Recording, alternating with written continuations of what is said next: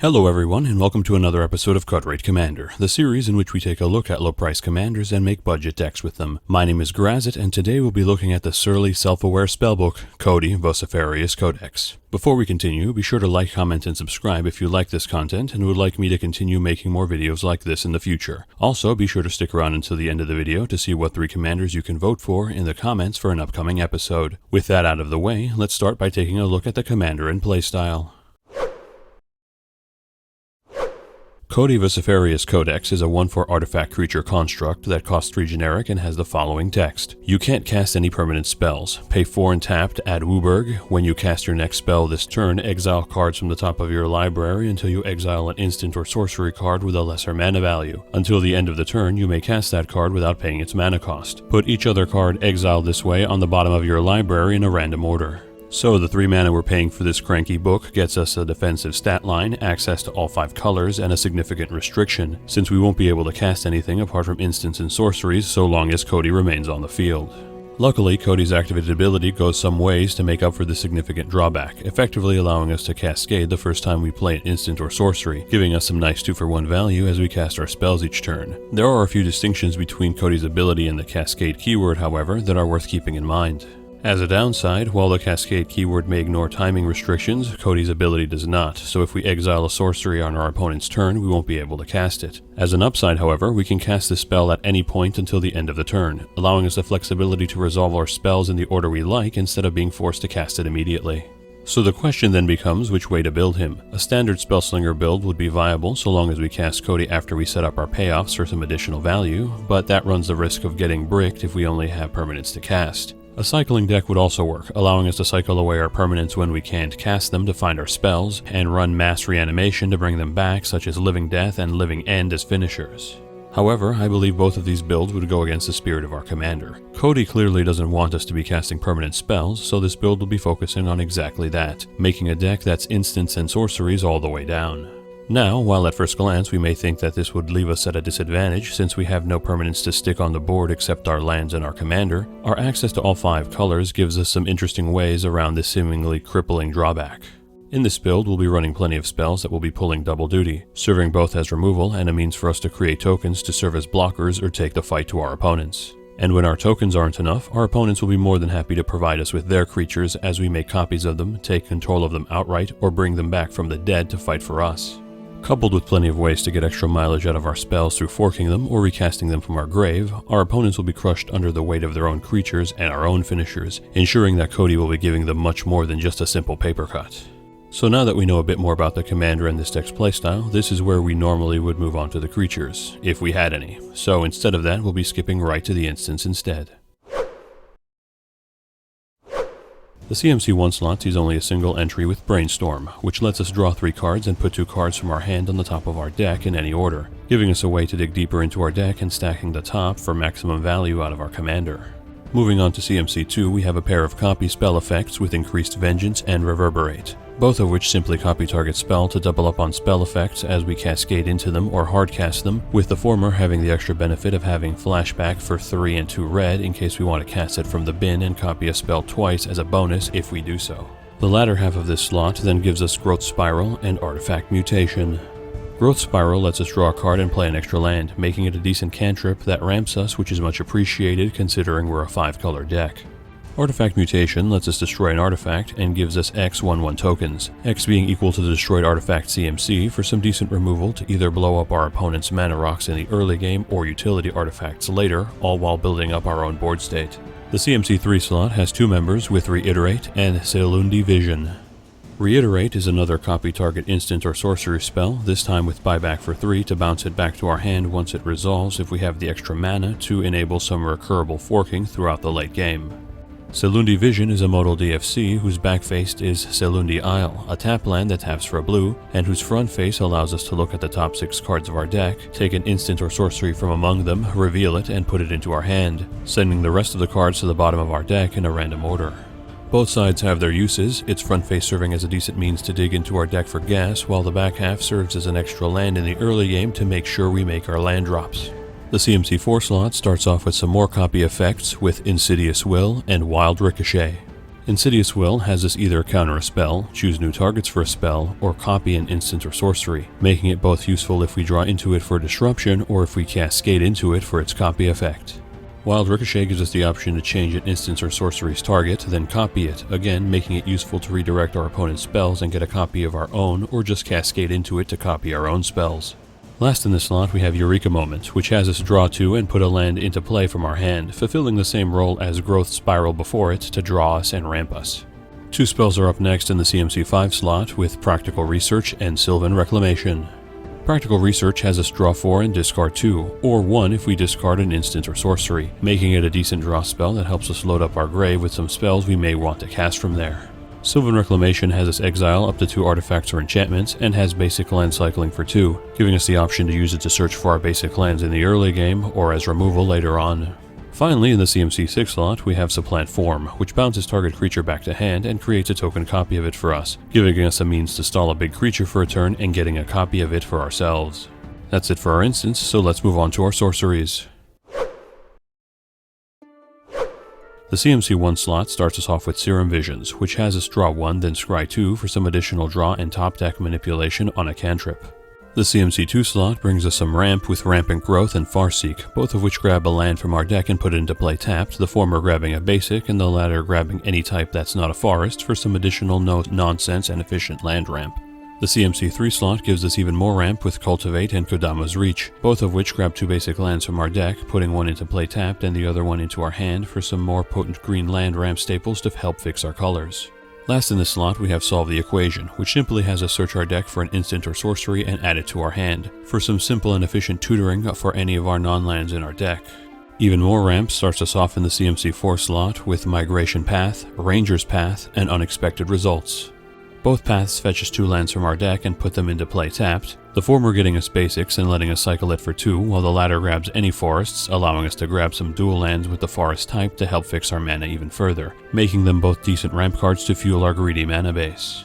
Unexpected Results has us shuffle our deck and reveal the top card, allowing us to cast it for free if it's a spell, or if it's a land, has us put it into play and then returns to our hand, making it an interesting piece of potentially recurable ramp or a free spell, though keep in mind that it can whiff if it hits certain spells such as Forks. Finally, we're running Mizzix's Mastery, which has us exile target instant or sorcery from our grave and creates a copy of it for us to cast for free, which is decent enough on its own, but can be overloaded for 5 and triple red to do this for all our instants and sorceries for a potentially huge and usually game-ending effect if our grave is packed. Moving into the CMC 5 slot, we have some removal with bodies attached with Siphon Flesh, Aether Mutation, and Yawgmoth's Vile Offering.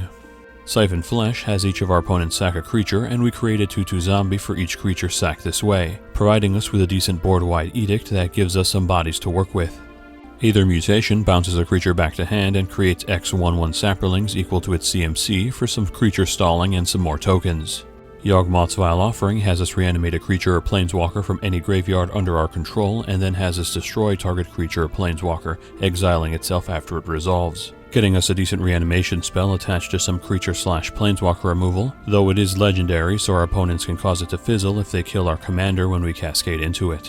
Up next is even more reanimation and some theft spells with Extract from Darkness, Exert Influence, and Slave of Bolas. Extract from Darkness has each player mill 2 cards, then has us reanimate a creature from any graveyard under our control, getting us any previously killed threat back on the board working for us, or potentially a better one from our opponent's deck if we're lucky. Exert Influence has us take control of any creature whose power is less than or equal to X, X being the amount of different colors of mana we paid for it, normally being 5 when we cast it off our commander's ability, but can be 0 if we cascade into it, so sometimes it can whiff, but it is a potent theft spell nonetheless. Slave of Bolas has us gain control of target creature, granting it haste until the end of the turn and sacking it on the end phase, letting us control the scariest creature on the board for a turn before killing it off to make sure that it can't be used against us. Moving deeper into the slot, we have Bring to Light, Urban Evolution, and Hour of Promise. Bring to Light has us search our deck for a spell equal to CMC X or less, X being equal to the amount of different mana colors we use to pay for it, and cast it for free, usually letting us tutor any CMC 5 spell in our deck and cast it immediately to deal with multiple types of situations, but again it can still whiff if we cascade into it. Urban Evolution has us draw 3 and put an extra land into play that turn for the extra card advantage and extra land ramping, both of which we greatly appreciate. Our Promise tutors any 2 lands from our deck into play tapped and creates 2 2/2 zombies if we control 3 or more deserts, which we won't be running but still serves as an excellent way to tutor out our tri-lands to fix our mana base.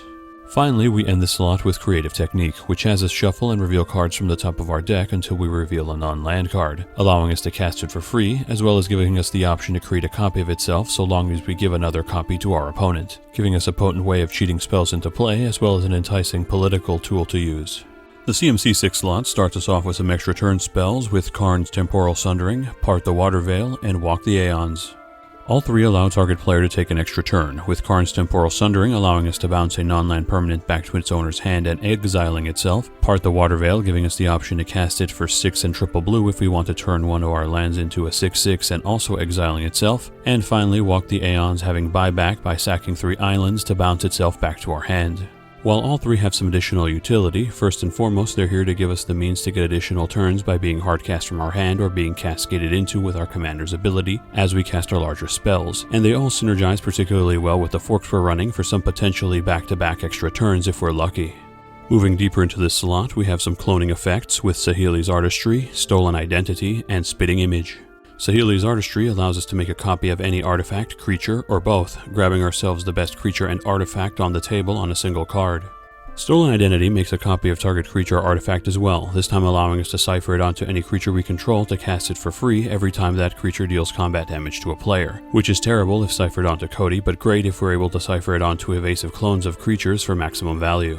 Spitting Image makes a copy of target creature and has Retrace, allowing us to pitch a land from hand to cast it again from our grave for additional late-game clones when we no longer have need of lands. Some blue spells are up next with Rise from the Tides, Govern the Guildless, and Mind's Desire. Rise from the Tides creates a 2/2 zombie token for every instant and sorcery in our graveyard, creating an instant token army for us once our graveyard gets big enough. Govern the Guildless allows us to take control of any monocolored creature card and has Forecast for 1 and a blue, allowing us to reveal it from our hand in order to change the color of target creature to whatever we want until end of turn, allowing us to take control of any creature if we have the extra mana. Mind's Desire lets us shuffle the deck and exile the top card, allowing us to play it at no cost until the end of the turn. Additionally, it has Storm, allowing us to create a copy of it for every spell that was cast before it that turn, potentially turning into a whirlwind of spells if we cast enough spells beforehand. Reaching the end of this slot, we have Verdant Mastery, Grave Upheaval, and Spelltwine. Verdant Mastery has a search for 4 basics, putting 2 into play tapped and 2 into our hand. Alternatively, we can pay 3 and a green instead to do the same, but putting one of the selected lands into play tapped under an opponent's control, which doesn't actually change the CMC of the spell, so we're still cascading for 5 while using Codie's ability, making it a decent ramp spell for either cost and a way to cascade into a bigger spell on the cheap. Grave Upheaval has us reanimate a creature from any graveyard and gives it haste, while also having basic land cycling for 2, giving us a means to get lands into our hand early and a decent reanimate spell later. Spelltwine exiles an instant or sorcery from both ours and our opponent's graveyard, allowing us to cast them both for no cost and exiling itself, giving us some decent 2-for-1 spell recursion from the grave. The CMC 7 slot is up next with some board wipes in the form of Dune Blast, Necromantic Selection, and Volcanic Vision. Dune Blast destroys all creatures except one of our choice for a potent board wipe that leaves our commander untouched. Necromantic Selection destroys all creatures, then allows us to reanimate one creature destroyed this way, turning it into a black zombie in the process. At worst, this can just get our commander back, or if we don't need them at the moment, we can instead grab the scariest creature that we killed instead. Volcanic Vision has us recur an instant or sorcery back from our grave to our hand, and then deals damage to all our opponent's creatures equal to that spell's CMC, exiling itself after it resolves, giving us a nice combination of spell recursion and a one-sided board wipe for extra value. Spells that give us instant board states are up next with Necrotic Hex, Boneyard Parlay, and Ghastly Conscription. Necrotic Hex has everyone sack 6 creatures and then gives us 6 2/2 zombies, usually clearing the board and leaving us with an army of 2/2s once the dust settles. Boneyard Parlay has us exile 5 creatures from any graveyards, then has one of our opponents divide them into 2 piles. We then choose one of those piles to reanimate under our control, and the rest get sent back to their owner's graves, making it a decent mass reanimation spell for us that will usually net us 2 to 3 decent bodies. Ghastly Conscription exiles all creatures in target opponent's graveyard face down, shuffles those creatures, and then manifests them on our side of the field as 2/2s, which we can then turn back face up by paying the original mana cost, creating a decent size army of 2/2s initially that we can then later turn back face up easily as we're running all 5 colors. Some big game warping spells are up next with Emergent Ultimatum, Cruel Ultimatum, and Blatant Thievery. Emergent Ultimatum has us exile 3 mono-colored spells from our deck, and then has target opponent pick 1 to shuffle back in, and we get to cast the other 2 for free, usually placing our opponents in the perilous position on how they wish to die if the spell resolves thanks to the number of potent spells we run. Cruel Ultimatum has target opponent sack a creature, discard 3 cards, and lose 5 life, while we can recur a creature back to hand from our grave, draw 3, and gain 5 life, hobbling one opponent's resources and life while replenishing our own, while being particularly mean combined with our fork spells. Blatant Thievery simply has us steal a permanent from each of our opponents, allowing us to take their best card from each of their boards and being absolutely disgusting if copied or recurred to rob our opponents blind. Finally, last in this slot, we have Brass Bounty, which creates a treasure token for each land we control for a huge mana boost we can immediately burn to keep our turn going, or hold up for a particularly explosive turn later down the line. Moving onwards to the CMC 8 slot, we have some huge card advantage generators with Treasure Cruise, Dig Through Time, and Conflux. Treasure Cruise simply has us draw 3 cards, but has Delve to reduce its cost by 1 by exiling a card from our grave while not reducing its CMC, working nicely with our commander to potentially cascade into bigger spells for cheaper. Dig Through Time is similar, also having Delve and allowing us to look at the top 7 cards of our deck, putting 2 of them into our hand and the rest at the bottom of our deck in a random order, giving us some more card advantage and selection on a spell we can cast on the cheap if we delve the cost away. Conflux has us search our deck for 1 card of each color and puts it into our hand, normally tutoring 5 cards for us to almost fully replenish our hand with whatever we need to cast at the moment. Last in the slot we have Army of the Damned, which has us create 13 tapped 2/2 zombies and can be flashed back for 7 and triple black, giving us the means to create an instant army of tokens twice throughout the game. Finally, we come to our last 2 spells in the CMC 9 slot with Clone Legion and Mnemonic Deluge. Clone Legion has us create a copy of each creature target player controls, instantly mirroring the most impressive board state upon casting for an instant huge army.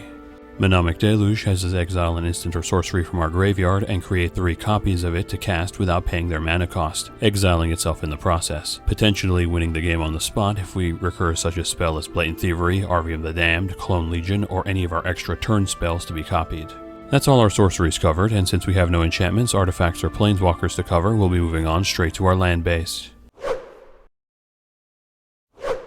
Quickly running down our mana lands, we'll start off with all our tri-lands, which come into play tapped and tap for 3 of our 5 colors, those being Crumbling Necropolis, Frontier Bivouac, Jungle Shrine, Mystic Monastery, Opulent Palace, Sandsteep Citadel, Savage Lands, and Seaside Citadel, all of which we're running to fix our land base as we are a 5-color deck after all. We're also running some of the dual snow lands to be fetched out through some of our non-basic land ramp cards, those being Arctic Treeline, Highland Forest, Rimwood Falls, and Woodland Chasm, again as a means to provide fixing for our mana base.